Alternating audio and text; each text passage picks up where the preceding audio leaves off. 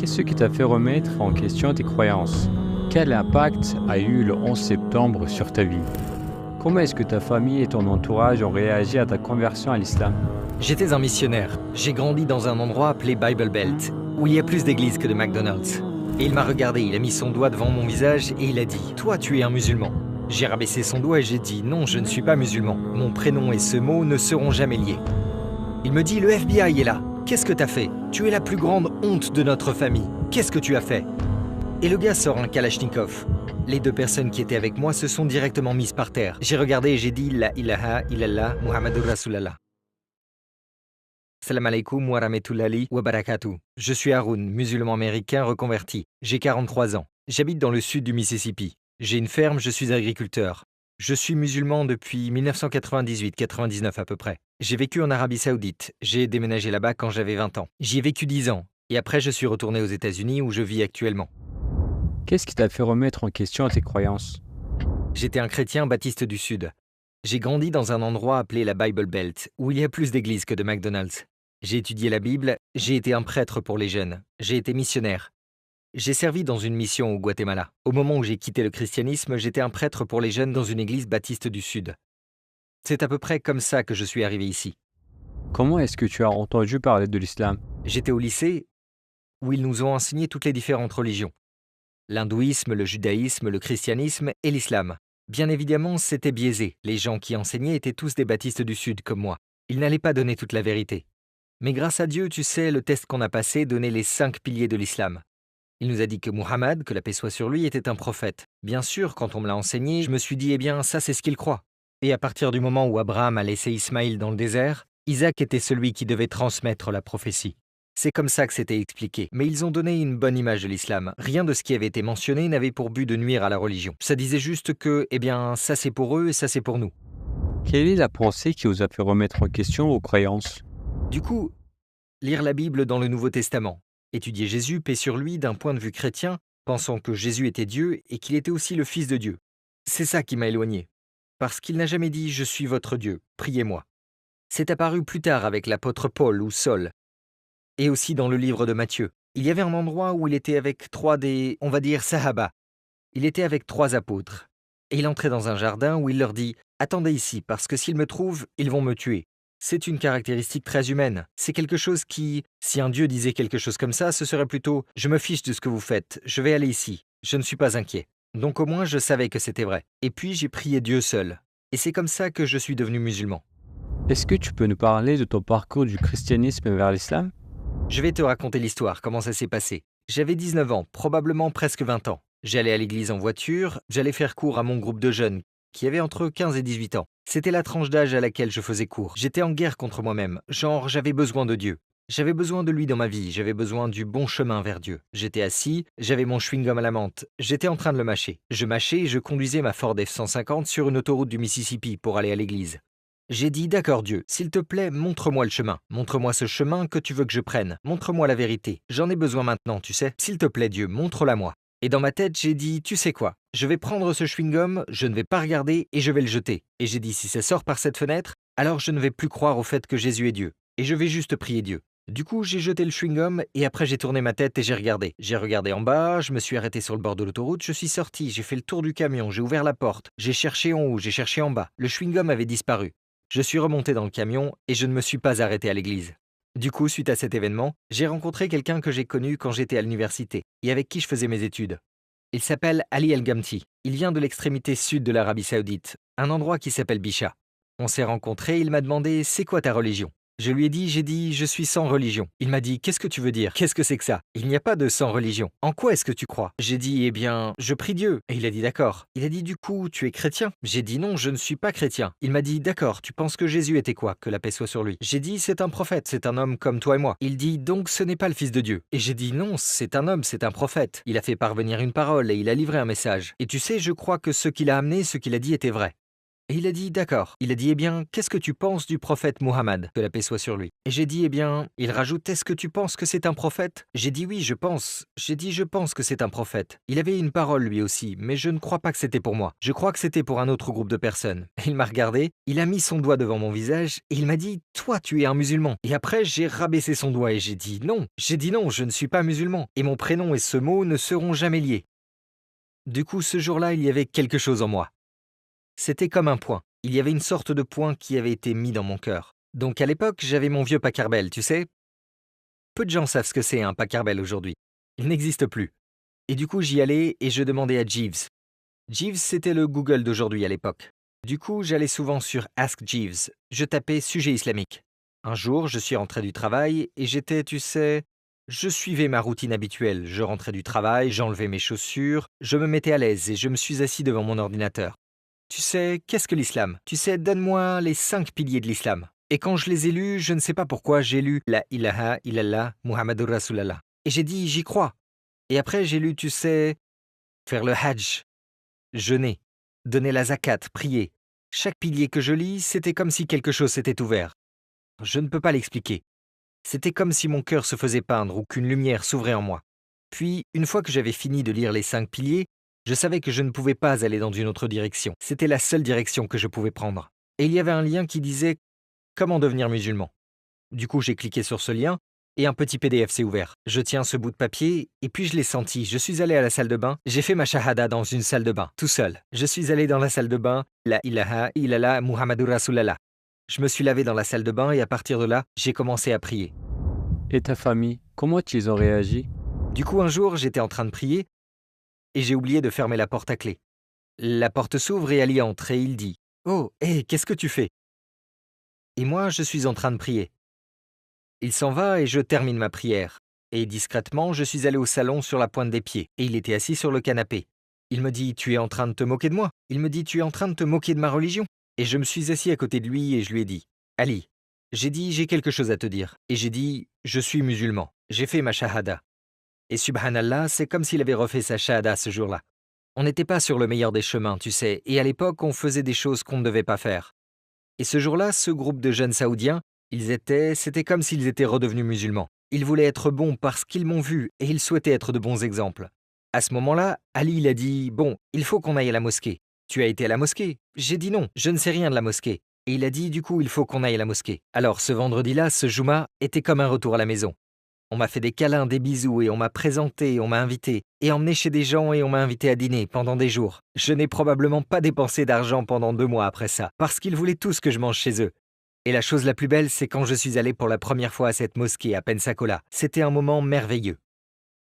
Mon grand-père a eu une crise cardiaque, il était à l'hôpital. Et j'étais revenu en voiture de Pensacola en Floride où je vivais pour être avec lui. Dans les hôpitaux, on a une salle d'attente et il y a un téléphone et il y a toujours quelqu'un assis à côté de ce téléphone, en train de répondre pour toutes les familles et pour les gens qui se font opérer. Du coup, j'étais assis là et mes frères en islam savaient que tu sais, que mon grand-père était malade et il y avait un frère saoudien. Il s'appelait Mohamed Al-Atabi. On était assis là et le téléphone sonne.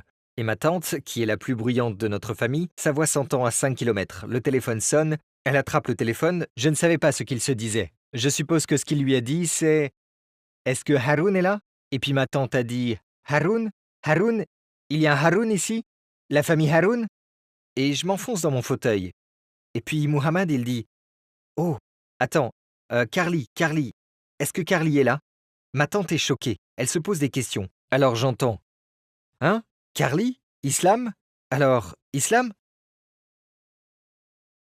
Hein ?» Elle fait ça et elle me passe le téléphone. Et je suis là « Oui, bonjour. Alaykoum salam. Oui, d'accord. Je dois y aller. Bye. » Donc, à ce moment-là, toute ma famille l'a découvert d'un seul coup. Ils savaient tous. Et la réponse a été « Hein? Tu sais, c'était très simple. » Quel a été le plus grand changement pour toi après être devenu musulman? Alors, Saleh Al-Gamdi, il m'a dit « Ok, tu es musulman maintenant. » Il dit « J'ai une entreprise. Tu vas réussir en Arabie Saoudite.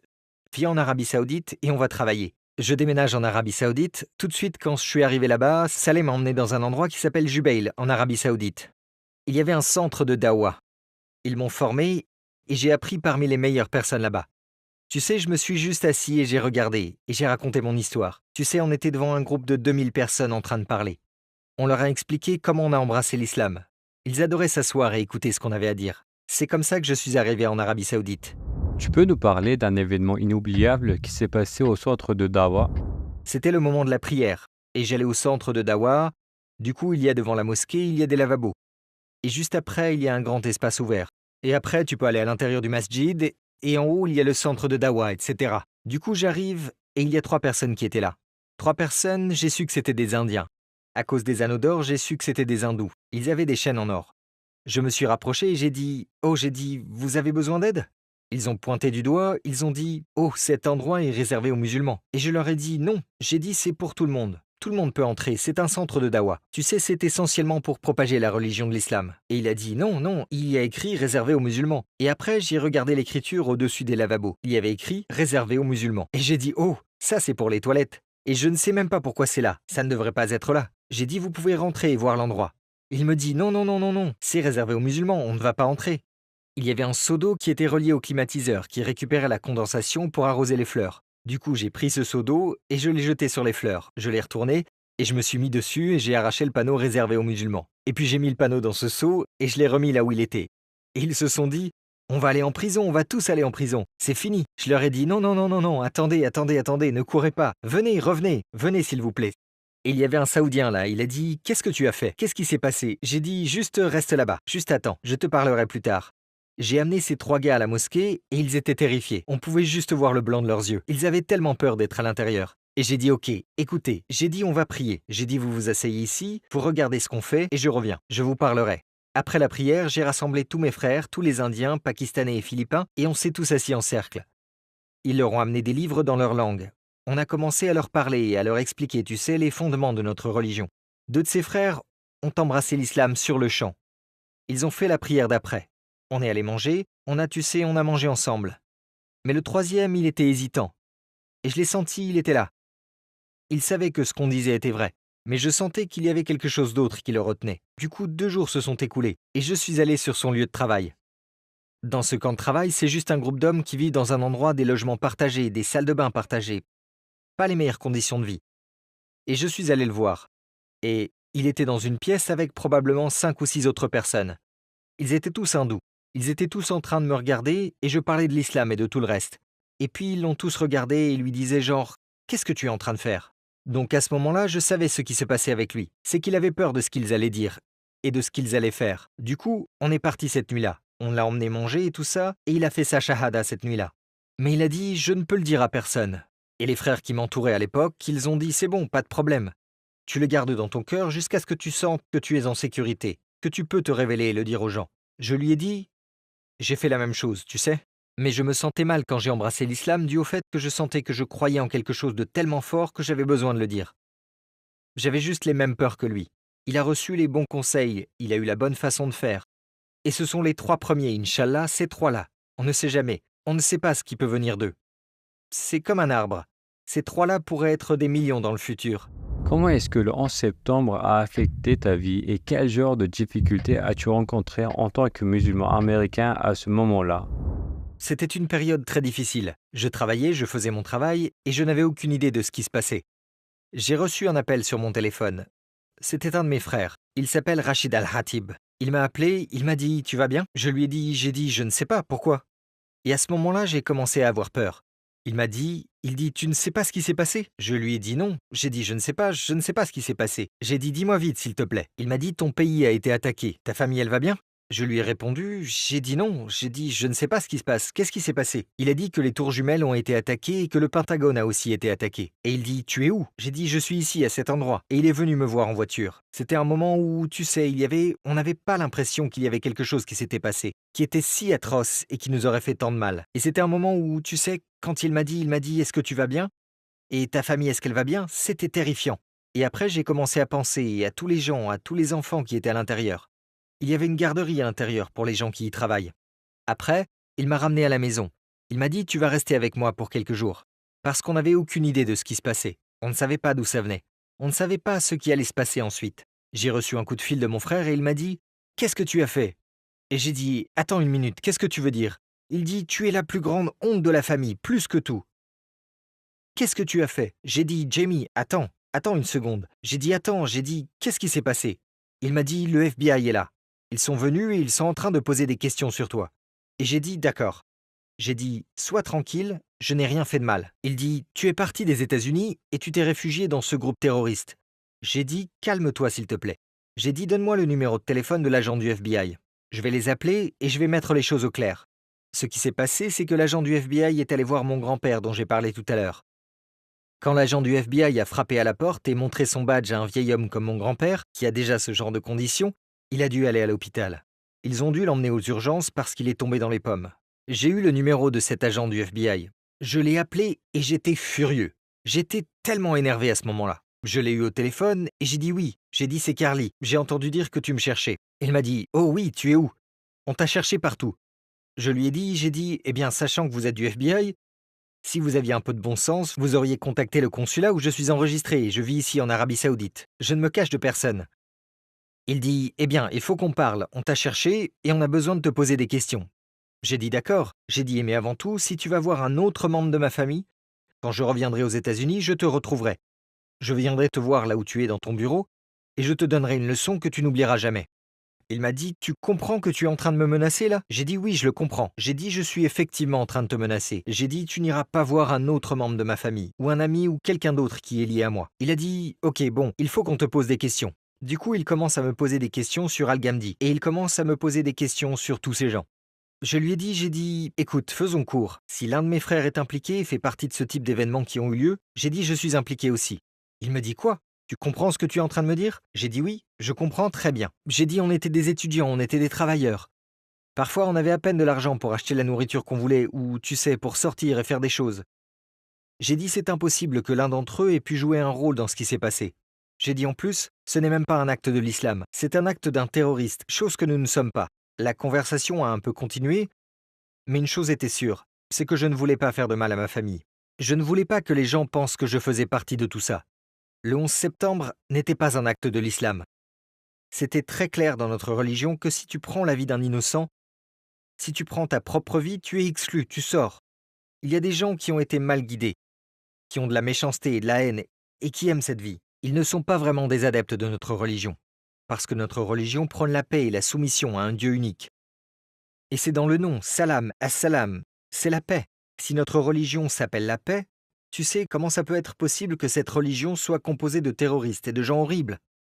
Si tu t'y mets et que tu suis les enseignements, et que tu lis le Coran et tu lis la Sunna du prophète, alors tu vas savoir ce qu'est cette religion. Tu ne peux pas comprendre cette religion à partir de ce qu'une personne a dit ou de ce qu'elle a fait, ou de ce qu'un site web a dit ou de ce qu'un prédicateur a publié dans un livre. Il faut que tu ailles le voir toi-même et tu trouveras la vérité. Mais la seule façon d'avoir la vérité dans ton cœur, c'est de demander à Dieu de l'amener dans ton cœur. Tu dois aller te soumettre.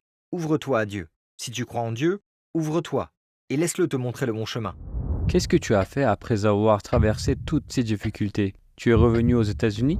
Du coup, après le 11 septembre, j'ai continué. Je suis resté en Arabie Saoudite. Tout le monde aimait l'Amérique. Après le 11 septembre, tout le monde était désolé pour l'Amérique. Ils soutenaient l'Amérique. Tout le monde était au courant de cette chose horrible qui avait eu lieu. C'est une chose terrible, tout a changé. Et je n'oublierai jamais le jour où les forces américaines sont entrées en Afghanistan. Ce jour-là, le monde entier a changé. Toute la communauté musulmane a changé. Je sortais du McDonald's ce jour-là. Je travaillais, je sortais de chez McDonald's. Et j'avais ma chemise blanche, ma cravate. Et le gars blanc là, je sortais du lot. Il y avait un groupe d'enfants qui était là-bas. Et après, de ce groupe d'enfants, il y a eu un crachat qui est venu et a atterri en plein milieu de ma cravate. Et j'ai regardé et à ce moment-là, on n'avait jamais craché dessus. Et je n'arrivais pas à y croire, tu sais, qu'une chose de ce genre venait de m'arriver, tu sais. Comment j'ai pu me faire cracher dessus? À ce moment-là, toutes ces choses-là, il y avait tellement d'attaques contre les Américains, des gens dans les camps qui se faisaient tuer. Tu sais, ces gens, les ennemis de l'islam, c'est-à-dire les terroristes, ils allaient voir les gens chez eux. Je devais faire attention à ce moment-là. Tous mes amis, ils m'ont dit « Tu ne peux pas sortir, tu dois rester à la maison, tu ne peux pas sortir dans la rue ». Et à ce moment-là, mon arabe était très bon. Une fois que je parle arabe, c'était dur de convaincre les gens que je n'étais pas arabe ou que je ne venais pas d'un pays musulman. Du coup, quand on sortait, les gens disaient « Oh, hello, hey, how are you ?» Et je disais « Ish tekuli ?» Tu sais, « Ish tabi ?» Qu'est-ce que tu veux? Ils disaient « Oh, ana asef, enda ameriki ?» Oh, je suis désolé, je pensais que tu étais américain. Je dis A'udhu billahi hasbiyallahu wa ni'mal wakil. Un Américain? Haramarek. Tu sais, je disais oh, je ne suis pas américain. Et puis à ce moment-là, je me suis protégé. Un jour, on attendait un frère dans la rue. Il y avait une voiture qui tournait sans cesse. Je l'ai vue une fois, deux fois, je suis toujours conscient de ce qui se passe autour de moi. Et surtout à ce moment-là, la voiture vient et il s'arrête. Et le gars sort une Kalachnikov. Il sort une Kalachnikov par la fenêtre. Les deux personnes qui étaient avec moi se sont directement mises par terre. Et je suis debout et je me dis genre, s'il va tirer, ils sont morts. On est tous morts. Je ne peux pas courir par là. Je ne peux pas fuir. J'ai regardé et j'ai dit la ilaha illallah Muhammadur Rasulallah. Il a remis l'arme dans la voiture et il a dit, tu es pardonné. Et il est parti. La shahada, je veux dire, ça a été une protection pour moi. Depuis ce jour dans la salle de bain jusqu'à ce jour face à une arme à feu. Est-ce que l'Amérique est un endroit adapté pour toi et ta famille pour pratiquer la religion? Un pays basé sur l'acceptation de tout le monde, tu sais, c'est un pays qui accepte tout le monde. Par contre, les lois et la culture sont les mêmes que partout ailleurs. Les lois vont dire que, tu sais, j'ai le droit de pratiquer tout ce que je veux pratiquer. La culture est un peu différente. On n'est pas vraiment accepté culturellement. J'ai eu beaucoup de problèmes avec mes enfants à l'école. Et j'ai dit à certaines personnes que j'étais musulman. On ne s'est jamais plus parlé. J'ai des amis qui, tu sais, ils sont dans l'église et ils ne veulent rien avoir à faire avec nous. Et j'ai perdu des amis à cause de ça. Je ne peux pas juste aller voir quelqu'un et lui dire que je suis musulman. À un moment, j'ai travaillé pour une entreprise et l'une des questions allait déterminer si j'allais être promu. Donc le manager de cette promotion, qui était là, m'avait dit « On a parlé de ta religion ». Il dit « En fait, on a eu une discussion sur ta religion et on ne savait pas si c'était correct que tu sois mis dans la position dans laquelle tu vas être mis vis-à-vis des standards américains. » À ce moment-là, j'aurais pu être propriétaire de l'entreprise. J'aurais pu, tu sais, ils auraient tous perdu leur travail. Ils m'auraient envoyé un chèque pour, tu sais, subvenir à mes besoins pour le restant de mes jours. Parce qu'ils ont fait cette déclaration. Mais quand j'ai entendu ça, tu sais, ça m'a donné l'occasion pour moi de leur dire, eh bien, ça c'est ce en quoi nous croyons, tu sais. Du coup, j'ai cherché d'autres opportunités et je ne voulais pas nuire davantage à la religion. Tu ferais la une des journaux, un musulman reçoit 2 millions de dollars parce qu'il a été victime de discrimination à un entretien d'embauche. Tu sais, je ne veux pas nuire à la religion. Je veux saisir toutes les occasions que je peux pour répandre la religion. Et c'est ce que je fais. Il faut juste être prudent aux États-Unis. Mais tu sais, c'est un endroit où il y a de la justice, tu n'as pas à t'inquiéter. La justice sera toujours faite. Tu seras toujours, en ce qui concerne la loi en tout cas, mais socialement pas tellement. Une fois, quand je faisais le tour des mosquées d'Amérique, je me suis fait arrêter et l'un de mes phares s'est éteint tout d'un coup. Et donc, quand je me suis fait arrêter, l'adjoint du shérif, il y avait 3 véhicules, je ne sais pas pourquoi il y en avait autant, et du coup j'ai dit je suis un YouTuber. Est-ce que ça vous dérange si je filme? Il dit oh non non, allez-y, vous pouvez. Du coup j'ai sorti la caméra et j'ai dit que j'avais des problèmes avec la vidéo. Je pense que ma caméra était pleine. Alors je suis sorti, je suis passé en direct. J'ai dit ok, je vais juste le faire en direct. Alors j'ai commencé le live. J'ai posé le téléphone à l'arrière de ma voiture et ce policier il arrive. Il ne savait pas, tu sais, ils sont allés, ils ont tout vérifié. Je n'ai pas été arrêté. Je n'avais pas d'antécédent criminel. Il m'a dit, eh bien, vous devez réparer votre phare. Et j'ai dit, je le ferai, je vais le réparer. Et il dit, je suis curieux. Il a dit, il faut que je sache. Et là, j'ai su exactement ce qu'il allait me demander. J'ai dit, d'accord, ça c'est ma porte. C'est mon opportunité. Donc tu sais, toutes ces lumières bleues qui clignotent en arrière-plan, et me voilà. Tu sais, Haroun, le musulman américain qui s'est converti, en train de faire de la dawa, à un policier et à 7 ou 8 autres policiers qui sont là, avec des armes à feu, des chiens et tout le reste. Alors il demande, il dit, il faut que je demande. Il demande, de quoi parle votre chaîne YouTube? Et là, je lui ai dit exactement, tu sais, j'ai pu lui transmettre un message. Du coup, tu as fait de la dawa. Exactement. Je pense que c'était en même pas 40 secondes, je crois. C'était très rapide.